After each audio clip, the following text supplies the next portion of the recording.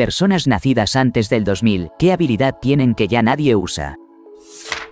Puedo arreglar una cinta de casete usando un lápiz. No solo sé leer un mapa de papel, también puedo doblarlo sin que quede hecho un desastre. Sé cambiar la cinta de tinta en una máquina de escribir. Incluso sé cómo limpiar la bolita de un mouse soplando el polvo. Puedo leer y escribir en letra cursiva. De hecho, hasta logro descifrar letra cursiva difícil o mal escrita. Sé manejar un auto con transmisión manual, aunque parece que esa habilidad depende más de dónde creciste que de la edad. Puedo recitar de memoria todos los números de teléfono de las casas en las que he vivido. También me sé los números de teléfono de amigos del colegio de aquella época.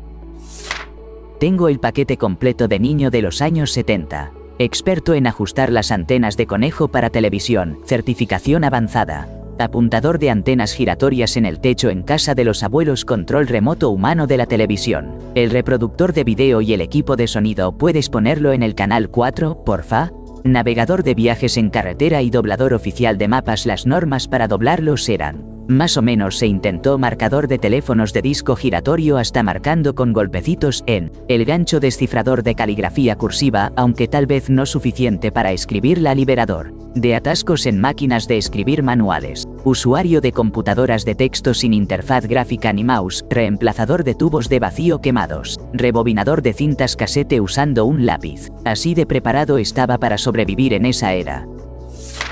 Puede que esto sea algo muy específico, pero logré pasar de trabajar en un call center a un puesto en el área de TI dentro de la misma empresa. No tenía ninguna habilidad ni título relacionado, solo aprendí sobre la marcha. Un día, estaba creando una automatización para enviar un correo electrónico cuando me di cuenta de que la bandeja de entrada no tenía nada de formato. Le pregunté a un compañero y me dijo que no se podían editar nivel textos, que los emails salían en texto plano.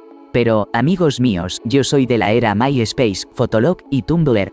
En cuestión de minutos puse esos correos con tablas, enlaces y texto en negrita, tanto que a mis colegas les pareció increíble. Esos años de haber aprendido HTML por mi cuenta al final me sirvieron de verdad. No es algo sencillo, pero yo, 30 años, mujer, me gano la vida cosiendo. Día tras día hago prendas bastante complejas. Todos mis compañeros de trabajo en mi puesto, no en toda la empresa, están cerca de la edad de jubilación y ninguno tiene el español como lengua materna. Muchas de las chicas de compras y diseño simplemente nos traen sus reparaciones personales o modificaciones que necesitan porque no saben cómo hacerlas ellas mismas. Ni siquiera puedo contar cuántas veces me han traído una chaqueta o una camisa solo para que le vuelva a poner un botón. Unas porque están muy ocupadas, otras porque no tienen confianza para hacerlo por sí mismas. A veces alguien pide una aguja e hilo para intentar hacerlo por su cuenta, pero es mucho menos frecuente. He arreglado dobladillos de pantalones, reparado rasgaduras en el corte de una falda a lápiz, vuelto a poner tirante. Lo increíble es cuánto conocimiento se ha perdido con la globalización y la moda rápida en los últimos 50 años. Y ni hablar de lo que se ha perdido en el último siglo. Hace 100 años, coser era algo de conocimiento común, se enseñaba en las escuelas. Hay montones de manuales en Archive.org para aprenderlo. Y hoy en día se considera una habilidad especializada. Pero se paga igual que un trabajo sin especialización, es algo esencial en la vida. Porque, ¿te imaginas dónde estarías sin ropa? Aprendí a leer al revés porque, en la escuela, los maestros siempre tenían frente a ellos tu expediente permanente durante las juntas con los padres o cuando te castigaban, pero a nosotros no nos dejaban verlo. En ese expediente habían escrito que probablemente yo venía de una familia de bajos recursos, porque mi mamá trabajaba tiempo completo y eso que era una ejecutiva de alto nivel con un equipo de 8 personas a su cargo. Puedo apilar como 10 monedas de 25 centavos sobre mi codo derecho y, con un solo movimiento rápido de látigo, atraparlas todas con mi mano derecha. A veces no sale bien y las monedas terminan por todos lados, rodando bajo los muebles, pero la mayoría de las veces las alcanzo a agarrar todas. En los años 80, todos definitivamente hacíamos era como un reto tipo TikTok, pero sin TikTok. Había hasta un récord mundial Guinness para quien podía atrapar la mayor cantidad de monedas. Y era un montón, mucho más de lo que te imaginas. Pregúntale a cualquier persona que tenga más de 40 años, te lo aseguro, no me lo estoy inventando, pero ahora nadie lo hace. Simplemente dejamos de hacerlo en un momento dado. Y sí, le echo la culpa a los smartphones. Leer y escribir en letra cursiva era una cosa. Pero mi verdadero superpoder era poder grabar un mixtape desde la radio en casete sin que se escuchara ni una palabra del DJ Teo ni ningún comercial. Era un arte. Ponía play y grabar al mismo tiempo. Paraba cuando hacía falta y si era necesario, rebobinaba rápido con la mano para repetir alguna parte. Pasé horas y horas perfeccionando esa técnica. Y la verdad es que tuve los mejores mixtapes entre 1979 y 1982. Incluso llegué a ganar algo de dinero en la secundaria vendiéndolos. Tenía una cinta increíble de Ozzy Osbourne junto a Randy Rhoads, de un programa llamado King Biscuit Flower Hour. Era de su gira por Estados Unidos en 1982, el disco Blizzard of Oz, pero en vivo. Esa cinta fue robada, y no sabes lo mucho que me dolió perderla. Hasta ahora no he podido encontrar esa grabación en ninguna otra plataforma. Y me da mucha tristeza porque era única.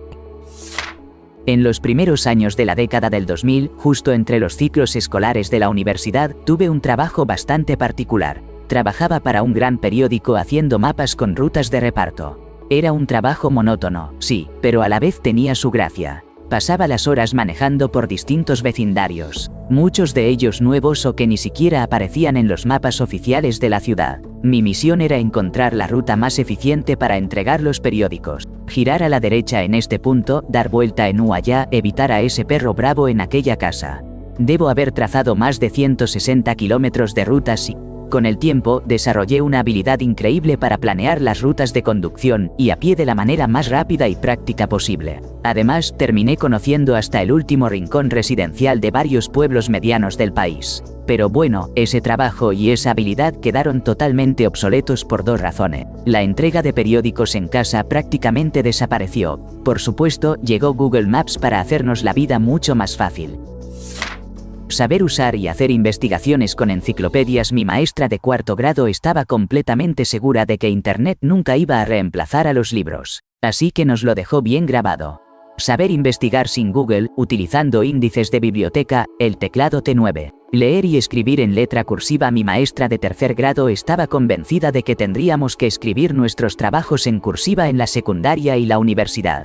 Quemar o copiar música en CD. Seguro que todavía hay gente que lo hace, pero ya no es tan común como antes. Saber orientarse imprimiendo indicaciones de Mapquest o anotándolas en una libreta antes de salir de casa. Sentido común que ya no es tan común, pero aquí va la verdad de verdad. Yo puedo atrapar moscas con una sola mano y mantenerlas vivas para luego soltarlas afuera. La clave está en ser rápido. Tienes que juntar las manos y cerrarlas formando una especie de vacío. Como si pasaras la mano más allá de la mosca y la jalas hacia atrás en un instante. La mayoría de la gente simplemente empuja las manos hacia la mosca. Pero el viento que se genera hace que el insecto se escape volando. Le enseñé este truco a mi hermano pequeño y él va más allá. Atrapa moscas, las congela y luego les ata un hilo o un pedazo de hilo dental. Después las descongela y así tiene una mosca como mascota, con correa y todo. Cada vez que lo hago y veo que la gente me mira con los ojos bien abiertos me muero de risa. Es una habilidad totalmente inútil, pero claramente nadie está preparado para algo así.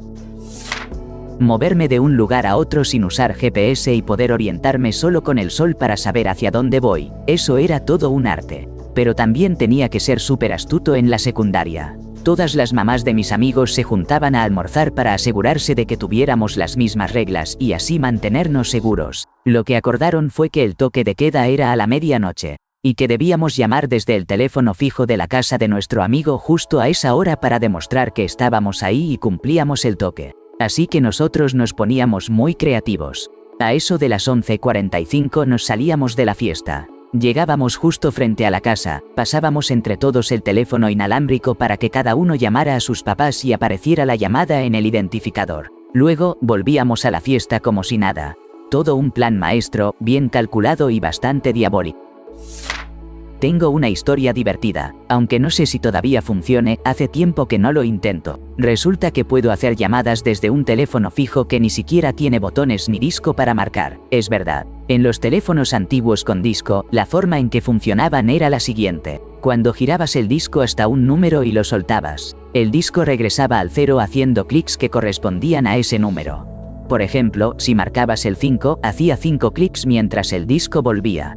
Pues resulta que si tocas rápido y con cierta cadencia el interruptor donde cuelgas el teléfono, Puedes imitar ese efecto de los clics como si estuvieras marcando en el disco, aunque el disco esté trabado. Yo usaba ese truco para pedir pizza desde el laboratorio de electrónica en la universidad, allá por 1980 más o menos. Tenían un teléfono ahí que supuestamente era solo para llamadas entrantes y le ponían un candado para bloquear el disco y evitar que marcaran números. Pero con ese toque especial sobre el gancho, yo podía llamar igual y pedir mi pizza. Increíble, ¿no? Mi primer trabajo fue en una pequeña tienda de alquiler de vídeo, de esas de barrio que manejan una pareja. Ahí aprendí a cortar y pegar cintas de vídeo para saltarnos las partes dañadas de las películas. Así no teníamos que tirarlas ni comprar una nueva cada vez que algo se rompía. Lo divertido es que también podíamos insertar fragmentos de otras películas donde nunca deberían haber estado, jaja. En serio, era súper fácil y nos la pasábamos muy bien haciendo esos trucos. Nací a principios de los 80. A los 17 años comencé a viajar por el país. En esa época usábamos un atlas para guiarnos. He desgastado varios atlas enormes, esos que muestran todas las carreteras principales. Me he perdido varias veces y siempre me ayudaba a encontrar el camino. Incluso terminé memorizando detalles sobre las autopistas, como que los números pares indican rutas este-oeste y los impares norte-sur. Es como un lenguaje propio para mí. Ya he visitado casi todo el país y aún hoy sigo usando mi atlas. Tengo una habilidad curiosa, puedo lanzar cigarrillos con una precisión y velocidad que sorprenden, sin que se rompan en el intento. Todo comenzó con una idea sencilla pero ingeniosa. El cigarro es de esas pocas cosas que puedes arrojarle a alguien y que, sorprendentemente, te lo agradezca, claro, cuando lo solicita. Desde una distancia de 3 o 4 metros, soy capaz de darle justo en la cara, y se escucha ese plaf, esa sensación irrepetible en el momento del impacto. En tiempos mejores, incluso lograba lanzarlo directo cualquier boca sin errar un solo tiro. Lo divertido era cuando intentaban abrirla para atraparlo, y el cigarro terminaba posándose justo en la zona posterior de la garganta, como si hubieran intentado detener una bala. La verdad, ya casi nadie me pide un cigarro, quizás una sola vez en los últimos 3 o 4 años. Además, tengo bastante talento para lanzar monedas con precisión y fuerza. Las marcas y moretones que dejaban las guerras de monedas con mis amigos eran legendarios, una batalla que solo nosotros podíamos entender. Mi primer trabajo fue repartiendo pizzas en la época en que Mapquest era la herramienta para ubicarse. No creo haber desarrollado alguna habilidad especial, pero sí noté que mi sentido de la orientación se agudizó considerablemente. Poco a poco, empiezas a captar la lógica de los puntos cardinales, descubres que las direcciones pares suelen ubicarse de un lado de la calle y las impares del otro, y comienzas a prestar atención a los puntos de referencia y a la disposición de las calles. Ahora, cuando viajo, incluso estando de vacaciones en lugares desconocidos, me sorprendo haciéndolo casi de manera automática. Por ejemplo, una vez me perdí en una ciudad que nunca había visitado mientras me dirigía a la estación de tren. Mi teléfono se quedó sin batería, y no podía permitirme detenerme a cargarlo si quería llegar a tiempo. Sin embargo, recordé que el río estaba al sur de mi posición y que corría casi recto de este a oeste. También tenía presente que un parque cruzaba el malecón en dirección perpendicular, y que ese mismo parque conducía hasta la estación. Así que, sin necesidad de pedir indicaciones, simplemente avancé con decisión hacia ese punto. Me encanta esta pregunta. Para mí, sin duda, la mejor forma es usar un mapa físico. Cuando era niño, ni siquiera existía el GPS, así que aprendí a doblar y leer esos enormes mapas de papel. Jamás pensé que volvería a necesitar esa habilidad. Hasta que últimamente, cuando la tecnología falla o pierdes la señal, te das cuenta de lo útil que es. Hay algo muy satisfactorio en orientarte a la antigua. Es una habilidad sencilla, pero te hace sentir muy capaz y con los pies en la tierra. ¿Alguien más todavía saca un mapa de papel de vez en cuando? Un silbido fuerte y agudo solo con la lengua y los labios. Puede parecer una tontería, pero créeme que vale la pena aprenderlo. Yo puedo llamar la atención de decenas de compañeros en el trabajo en cuestión de segundos, hacer que todo un salón ruidoso se quede en silencio, detener un vehículo que está por pasar o salir, incluso llamar a nuestros perros y gatos desde lejos y ellos vienen sin falta. Y claro, también sirvo para impresionar y halagar a mi esposa y sus amigas. Bueno, creo que eso mejor me lo guardo, ¿no? Puedo revelar fotografías en cuarto oscuro. Tengo todos los químicos, las bandejas, el ampliador, todo el equipo completo en mi garaje. La magia de ver aparecer una imagen poco a poco en el papel fotográfico es algo que ningún filtro de Instagram podrá igualar jamás. Pasaba horas experimentando con tiempos de exposición, Contrastes, haciendo fotomontajes, cortando y pegando negativos a mano. Cada foto era única, irrepetible. Lo más loco es que ahora que todos son fotógrafos con sus celulares, yo sigo siendo el único en mi círculo que puede hacer una foto de verdad desde cero. Mis hijos piensan que soy un mago cuando les muestro el proceso. Papá, ¿cómo haces que aparezca la imagen sin computadora? El olor del revelador y el fijador todavía me trae recuerdos increíbles. Taquigrafía, sí, esa escritura rápida con símbolos raros que parecen jeroglíficos. Trabajé como secretaria judicial durante 15 años y podía tomar dictado a 120 palabras por minuto sin sudar. Era como tener un superpoder secreto. Mientras todos los demás se desesperaban tratando de escribir rápido, yo capturaba cada palabra exacta de testimonios, declaraciones, audiencias completas. Ahora todo se graba digitalmente, pero de vez en cuando algún abogado veterano me ve escribiendo en taquigrafía en mis notas personales y se queda boquiabierto. ¿Todavía sabes hacer eso? Me ven como si fuera un dinosaurio, pero un dinosaurio muy útil. Lo gracioso es que mis hijos usan mi libreta de taquigrafía como código secreto. Escribo la lista del súper en símbolos y ellos no tienen ni idea de qué dice. Puedo arreglar prácticamente cualquier electrodoméstico de los años 80 y 90.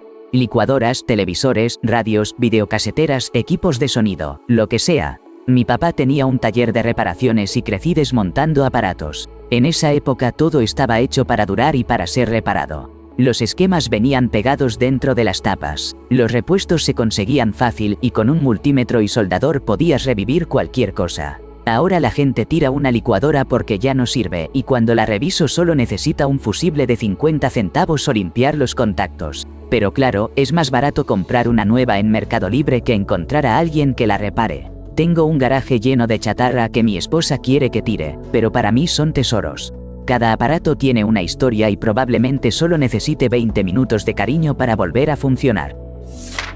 Sé usar una regla de cálculo. Sí, esa cosa rara que parece una regla con escalas móviles. En la Universidad de Ingeniería, antes de que las calculadoras fueran accesibles, dependíamos completamente de la regla de cálculo para hacer multiplicaciones, divisiones, raíces cuadradas, logaritmos. Todo mentalmente y con precisión, era como ser un ninja de las matemáticas. La llevaba en una funda de cuero en mi cinturón como si fuera una espada. Mis compañeros y yo competíamos a ver quién resolvía los cálculos más rápido.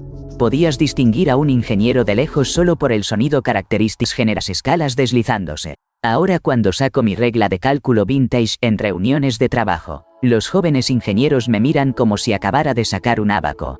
Pero todavía puedo hacer cálculos complejos más rápido que ellos buscando la app correcta en su teléfono. Puedo encontrar cualquier estrella o constelación en el cielo nocturno sin usar apps. Antes de que existieran aplicaciones como StarWalk o SkyMap, si querías saber astronomía tenías que aprenderte el cielo de memoria. Pasé años memorizando mapas estelares, estudiando cómo cambian las constelaciones según la época del año, aprendiendo a usar solo las estrellas para orientarme. Podía decirte exactamente dónde encontrar a Saturno cualquier noche del año, cuándo iba a pasar la Estación Espacial Internacional o dónde buscar la galaxia de Andrómeda. Era como tener Wikipedia en mi cabeza, pero solo de astronomía. Ahora llevo a mis sobrinos a acampar y ellos quedan alucinados cuando les señalo planetas y les cuento las historias de las constelaciones sin sacar el celular ni una sola vez. Para ellos soy como un Google humano del espacio. La contaminación lumínica de las ciudades ha matado esta habilidad para las nuevas generaciones. Es triste. Sé encuadernar libros a mano, como, literalmente hacer un libro desde cero. Trabajé en una imprenta familiar durante mis 20s y aprendí todo el proceso. Doblar los pliegos, coser las hojas, pegar las tapas, dorar los lomos. Era un arte que se pasaba de maestro a aprendiz durante años. Podía restaurar libros antiguos que parecían perdidos. Devolverles la vida con hilos, cola de carpintero y mucha paciencia. Cada libro era único, hecho específicamente para durar décadas o siglos. Ahora todo es digital o impresión masiva. Pero de vez en cuando alguien me trae una Biblia familiar que se está desmoronando o un libro de recetas de la abuela que necesita ser salvado. Cuando les devuelvo el libro restaurado, casi lloran de la emoción. Es una de esas habilidades que pensé que nunca volvería a usar. Pero resulta que en la era digital, la gente valora más que nunca los objetos físicos con historia. Puedo reparar relojes mecánicos, esos que dan cuerda y tienen miles de piecitas adentro. Mi abuelo era relojero y me enseñó desde chico. Con una lupa de aumento, pinzas diminutas y mucha paciencia, podía desarmar completamente un reloj, limpiar cada engranaje, reemplazar los resortes gastados y volverlo a armar funcionando como nuevo. Era meditativo, casi zen. El sonido de un reloj mecánico funcionando perfectamente es música pura. Tic-tac, constante, preciso, hipnótico. Ahora todos usan smartwatches que se vuelven obsoletos en 2 años. Pero de vez en cuando aparece alguien con un Omega o un Rolex de su papá que ya no funciona y, cuando se lo devuelvo caminando perfectamente después de 50 años, es como si les hubiera devuelto un pedazo de historia familiar. Los relojes mecánicos de calidad pueden durar generaciones si los cuidas bien. Esa es una permanencia que la tecnología digital nunca va a tener. Sé tejer en telar. No me refiero a 2 agujas, sino a un telar real de madera con marcos y hilos de urdimbre. Aprendí de mi bisabuela cuando tenía 12 años. Ella hacía todas las telas de la familia.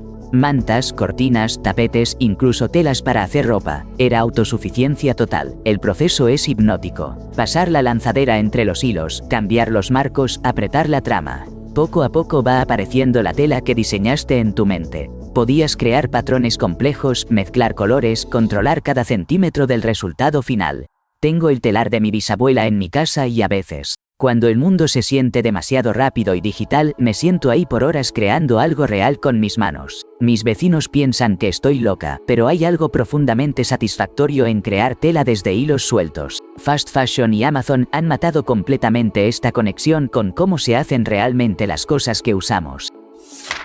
Puedo predecir el clima con bastante precisión solo observando las nubes, el viento y el comportamiento de los animales. Crecí en una finca donde no había pronósticos del tiempo confiables. Mi abuelo me enseñó a leer las señales. ¿Qué tipo de nubes traen lluvia? ¿Cómo cambia la presión antes de una tormenta? ¿Por qué las vacas se acuestan antes de que llueva? ¿Cómo vuelan los pájaros cuando se acerca mal tiempo? Podía decirte con 12 horas de anticipación si iba a llover, si venía una helada o si se aproximaba una tormenta fuerte. Era crucial para saber cuándo cosechar, cuándo meter los animales, cuándo prepararse para el mal tiempo. Ahora todos revisan la app del clima en sus teléfonos, pero yo sigo mirando al cielo automáticamente cada mañana. Mis amigos se ríen cuando les digo va a llover esta tarde en un día soleado. Hasta que efectivamente llueve y me preguntan cómo lo supe. La naturaleza siempre te avisa lo que viene, solo tienes que saber escuchar. Sé hacer pan desde cero, incluyendo cuidar mi propia masa madre que tiene más de 15 años. Cuando empecé, no existían videos de YouTube ni blogs de panadería.